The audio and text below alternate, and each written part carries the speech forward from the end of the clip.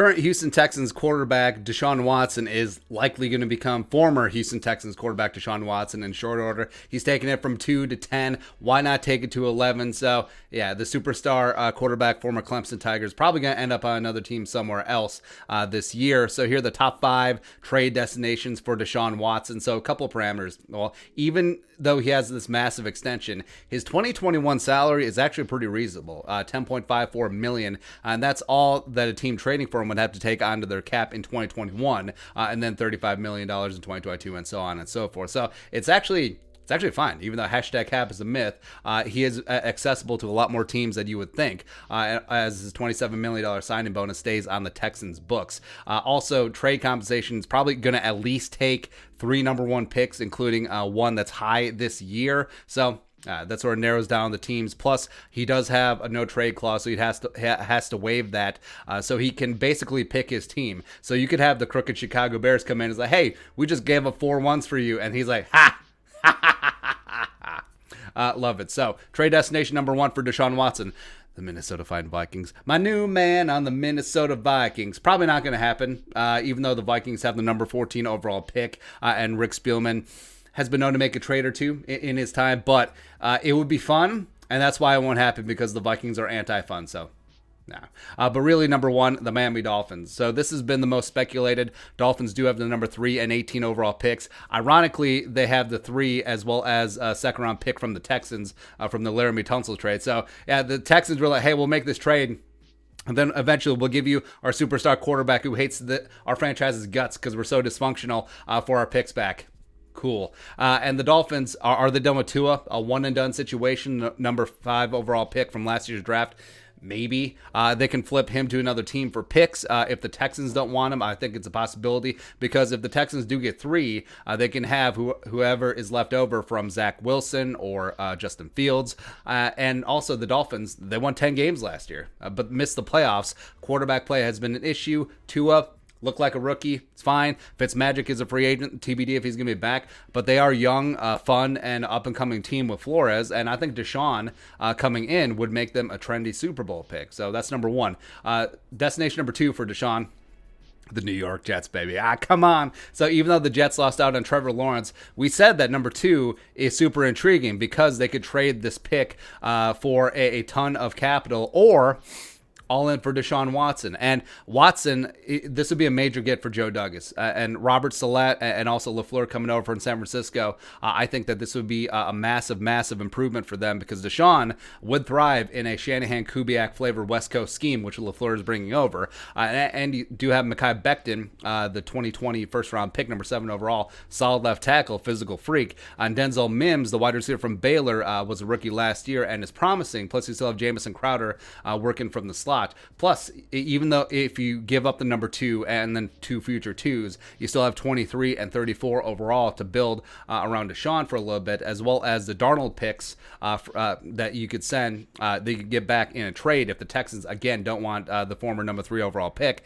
Cool. And then the Texans at 2, you get any quarterback not named Trevor Lawrence. So that's looking pretty for Nick Caserio starting over with the Texans.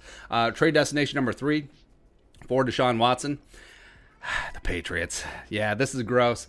The Dolphins and the Jets might give you 4 first-round picks just to make sure he doesn't go to New England. And that's where the Texans do have leverage, even though the quarterback has made it clear that he's not coming back. But the Patriots do have the number 15 overall pick. But just think about Deshaun and Belichick. I mean, the Patriots had a down year this year with the corpse of Cam Newton, but yeah, they would be firmly back into the playoffs and firmly back into the Super Bowl conversation with a young superstar in Deshaun. And, of course, Nick Caserio, longtime Patriots guy. He and Belichick go way back like chiroprac. Would be an easy conversation. But also, if the Texans want to contend anytime soon in the AFC, would you really want to give Deshaun to Belichick? That's where it could hang up. Also, if McDaniel stays, Deshaun will be able to hit the ground running, verbiage and concept-wise, since he played in the Earnhardt Perkins system with the Texans under Bill O'Brien. But also for Houston, like number 15 overall is certainly not as enticing as the number 2 overall pick and the number 3 overall pick, where you still have your choice of the premier quarterbacks. I mean, at 15, maybe Mac Jones falls. Trey Lance is probably gone by that point. So it might cost the Patriots a little bit more. Like, it might cost them 15, 2 more firsts, a couple second-round picks thrown in there as well. So Nah. Next up, trade destination number 4 for Deshaun Watson. San Francisco 49ers. So Jimmy G is done. He has ceased to be. Nick Mullins is not it. And the Niners can get rid of Jimmy G with little to no cap hit. They do have the number 12 overall pick. But similar problem as the Patriots. 12 likely out of the range of the big 4 quarterbacks. Again, maybe you get Mac Jones at 12. Maybe Trey Lance slides to 12. Probably not. But you would have the ability, if you wanted to, trade up from 12 up to the stratosphere. A little bit easier than 15. But the compensation might be prohibitive. Like, is John Lynch and company really going to give up 4 ones or 12, 2 other ones, and then a couple second-round picks? I don't know, but I think he would fit in extremely well with Kyle Shanahan's movement-based West Coast scheme. Lastly, number 5. So this is the wild card bees. Dallas Cowboys. Gross. Gross. So Jerry does seem committed to Dak, even though he won't pay him. So there's that. But Dak is a free agent coming off of that horrific ankle injury. Also, he's coming off that franchise tag. But they have no ties to him. He's not under contract. Theoretically, he could sign anywhere once free agency opens unless they put the second tag on him, which they could. I mean, they could trade for Deshaun. They could put the second tag on Dak and then trade him for picks. And he will have a pretty substantial market if that ankle is good to go.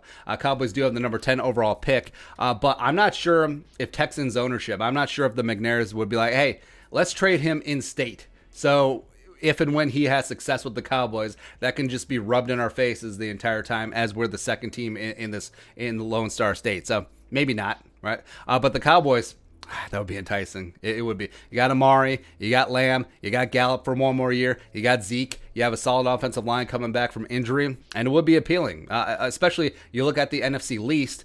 I mean, it's really easy to see that, hey, we could do some things in Dallas, but nah. Honorable mentions. So you got the Broncos. Do make a ton of sense. They have the number 9 overall pick, George Payton in the house. Also, screw Drew Lock. Indianapolis, since Rivers and Brissett are out of contract, but also pretty little chance that they trade in division. So, meh. The Falcons are at 4. The Lions are at 7. Could get into the Derby for sure, but would also have to move Matt Ryan and Matthew Stafford, respectively. The Raiders have number 17. But you'll run into similar problems as the Patriots. Like, all right, so 17, 2 1s, and a couple 2s. Meh. The Bears do have the number 20 overall pick, but also, like we said, Deshaun has his no trade clause. So you'd be like, hey, Bears, we gave up 4 first-rounders. And he's like, no. So that is promising. I think there's too many moving parts in Detroit, and I don't think that Deshaun will want to go to Chicago. So as a Vikings fan, like if he doesn't go, if some miracle doesn't happen and he doesn't end up as a Viking, he's probably not going to end up in division. But it's funny, man. It's fun. The NFL offseason is fun when superstars are traded. Like it should be mandatory. Like each team should have to make 3 trades. But that is all. Anyways, your thoughts. Deshaun Watson, where's he end up? Let us know in the comment section below. Subscribe for daily Vikings takes. Want to support that work? Pull us on the Venmo. But until next time, Skol, production value.